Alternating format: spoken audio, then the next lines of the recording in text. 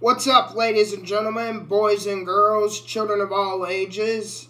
It is I, Corey Hot Wheelz, back again for Wrestling with Wheelz. It's been a while since we've done one of these. I had COVID a while back, and then, I went to a Browns football game, which was absolutely amazing. And, I've only been watching bits and pieces of wrestling over the last few weeks. I've had my nose in those things behind me, my game system, so, it's getting ready to be another pay-per-view, so this is the time where I, binge watch all the wrestling shows that are on television at the current moment. Before we get into the, main points of the show, episode 40 of Ring of Honor Club.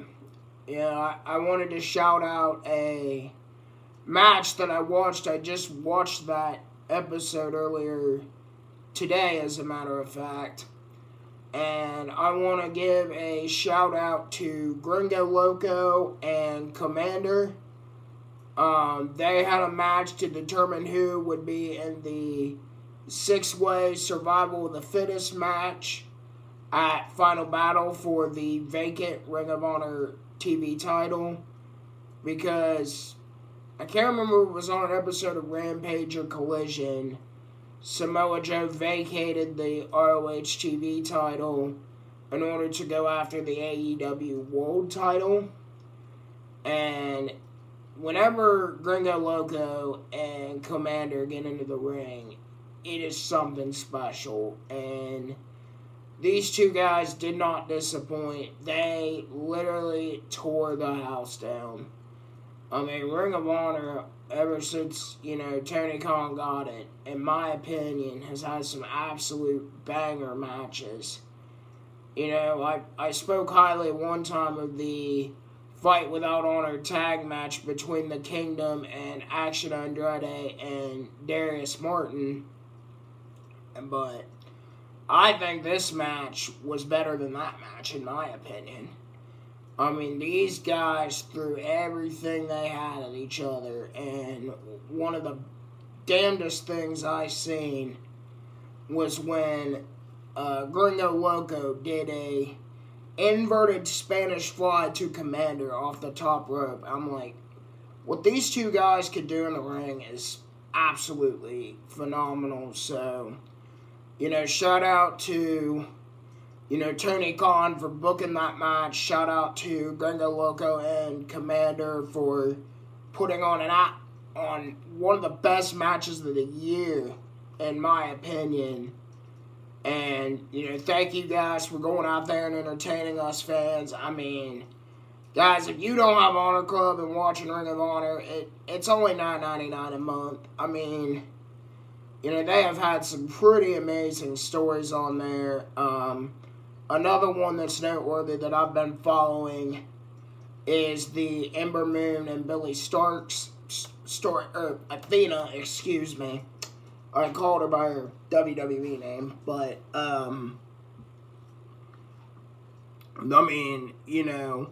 pretty much, Billy Stark's just trying to win over Athena, and then, Athena humiliating her at the MIT graduation ceremony after Billy Stark's picked up a win over Marina Shafir.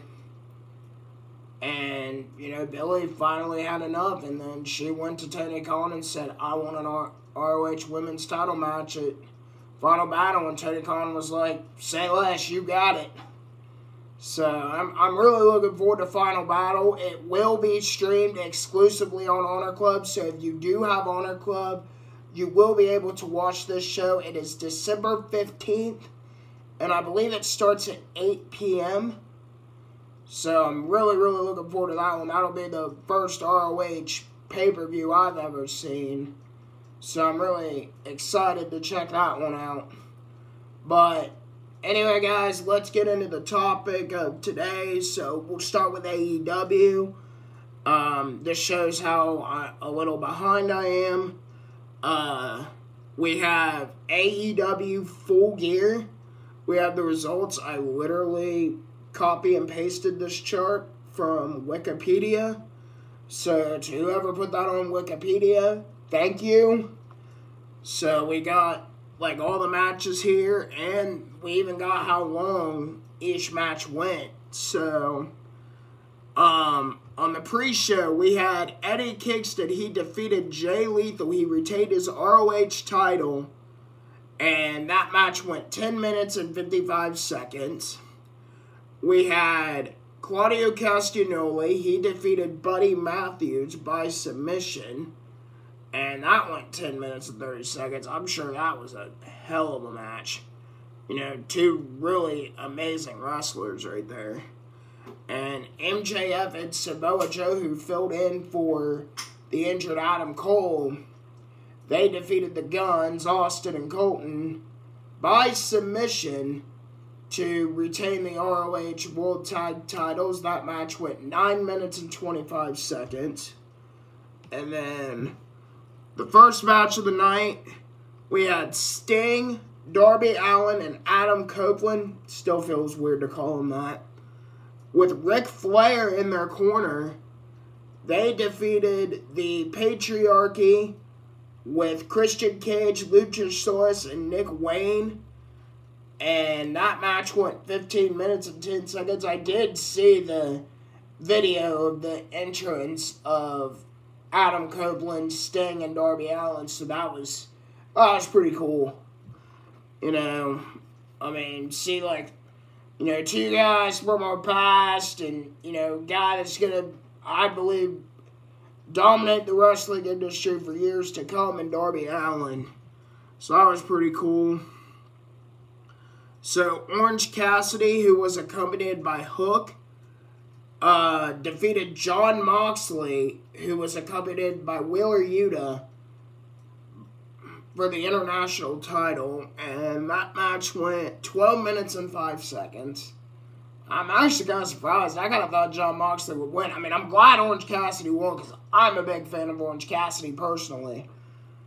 But, you know, Jon Moxley seems to go over a lot, so I'm glad Orange Cassidy picked up the win there. I mean, nothing bad against Jon Moxley. I like Jon Moxley too, but, you know, it's good that they're pushing Orange Cassidy. So, and then Timeless Toni Storm, with Luther in her corner, defeated Hikaru Shida to become the new AEW Women's Champion in a match that went 10 minutes and 25 seconds. You know, this Timeless Toni Storm thing, I think I've talked about it here before. It didn't really sit well with me at first, but, I mean, the gimmick's starting to grow on me. I mean, she's doing an awesome job, you know, playing the, you know, Marilyn Monroe-esque character, so, you know, she is now a, 3-time AEW Women's Champion, so, good for her. Ricky Starks and Big Bill defeated La Faction Inorganable, Rush and Realistico with Jose the Assistant, and Preston Vance, FTR, Kings of the Black Throne, and a 4-way tag ladder match for the AEW World Tag Title. That match went 20 minutes and 35 seconds.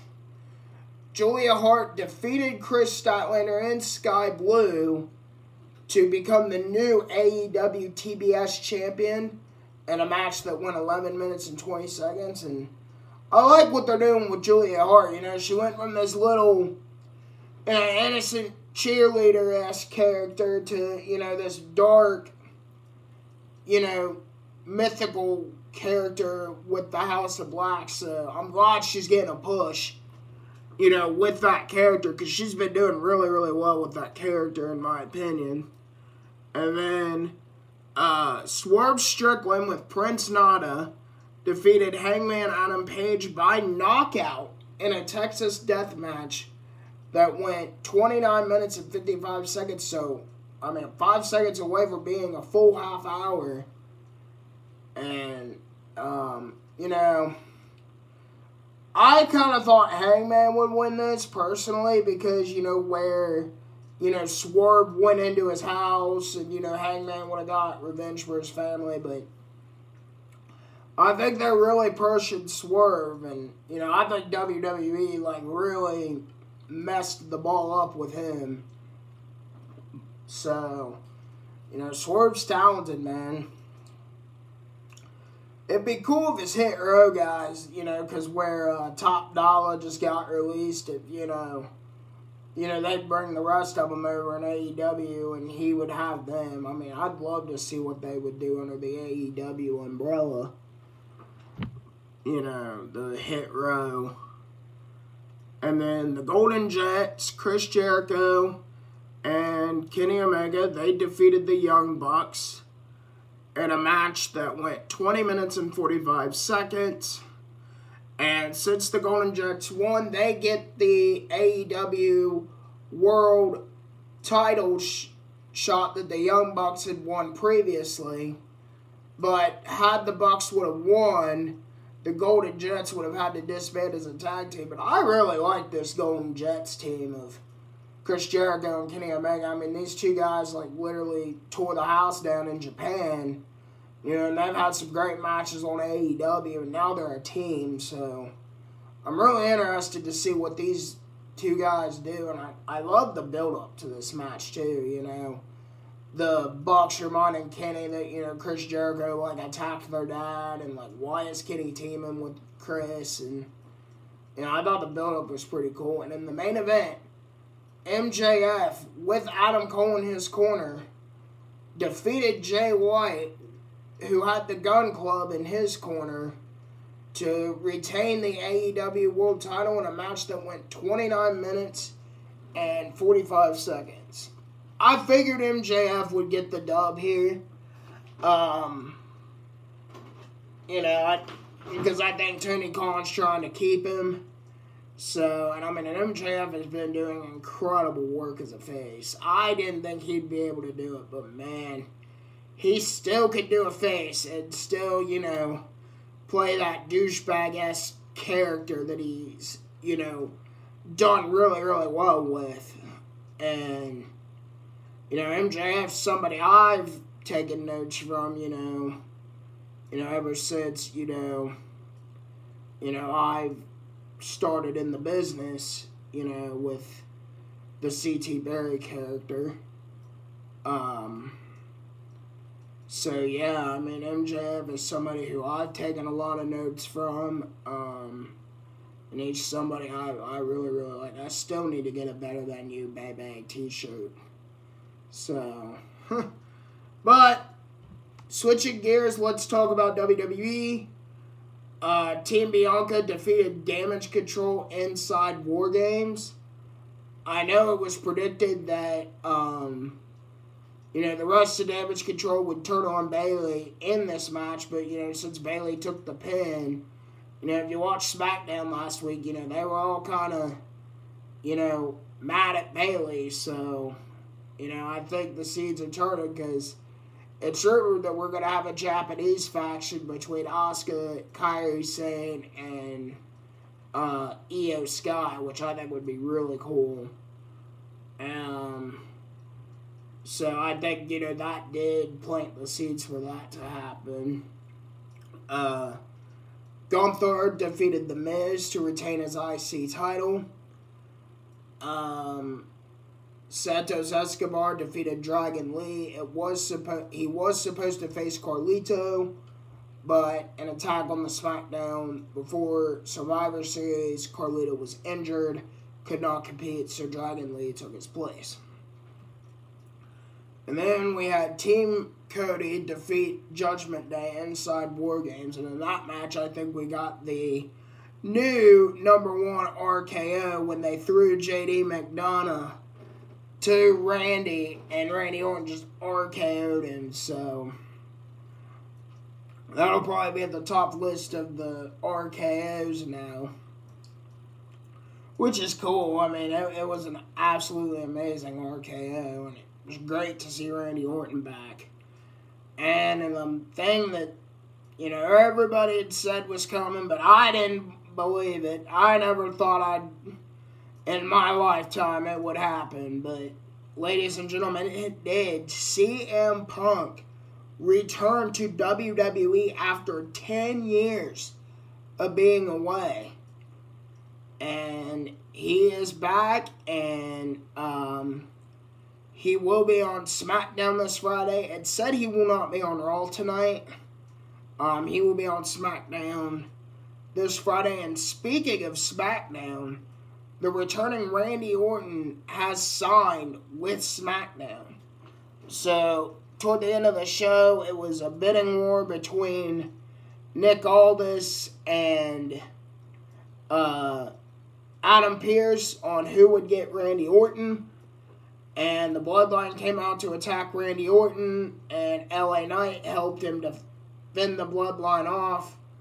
And after an RKO to Jimmy Uso, which was great selling by Jimmy Uso, by the way, Randy Orton signed with SmackDown. He just threw the Raw contract out of the ring, you know, much to Adam Pearce's dismay.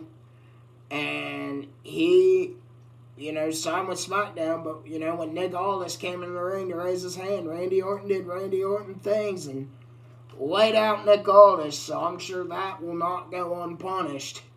So we will have to watch SmackDown to see, you know, what repercussions are going to be for Randy Orton following that RKO on Nick Aldis. But anyway, guys, that's going to do it for me for this episode of Wrestling with Wheelz. You know, today we just kind of recapped some recent pay-per-views that happened. I still got a lot of wrestling to catch up on. I haven't really watched TNA that much, so that's why I don't have a lot of TNA to talk about here.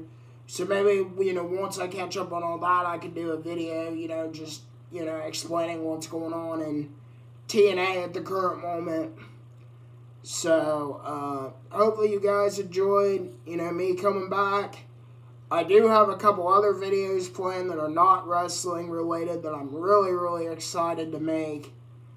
And, you know, one video I will say has been, you know, almost my entire lifetime in the making. So, I'm really, really excited to, you know, make this video for you guys. So, you know, hopefully I can do it soon.